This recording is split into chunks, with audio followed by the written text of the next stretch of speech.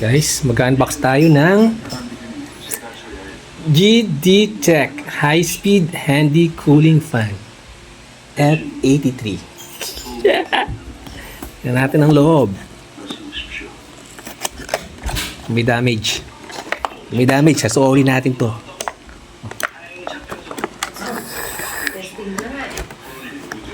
Tignan natin ang mga laman. Oops. Charger. Check. O, ba't walang adapter? Kulang. Ano lang, cord lang ang nilagay, oh. Walang adapter. Ano ba yan, seller?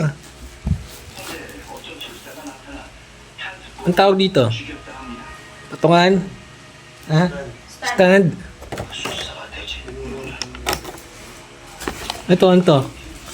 Panlinis to ng ano, tenga. At may kasamang panlinis ng tenga dito. Baka panlinis yun ng ano? Toilet bowl. Maliit yata. Oh, di ba yung panglinis ng toilet bowl to? Napakaliit. And, ayun. GD Tech. Yeah, try nga natin kung may battery. On. Ayaw. Ayaw. Yun. 3 second. 3 second on siya. Oh, may battery pa. 60. Oh, lakas na. Malakas siya. Malakas. Tapos, try natin yung cooling. Ano mangyayari pag cooling? Ayun, nagkaroon ng green. Nagkaroon ng green light. Tapos bumaba yung kanyang fan. Pero malakas pa din. Sabi, nagkakaroon daw ng moist.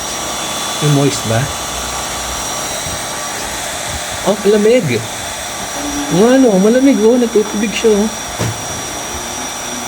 Pambihira. Oh, meron tubig. Malamig yung kanyang ano.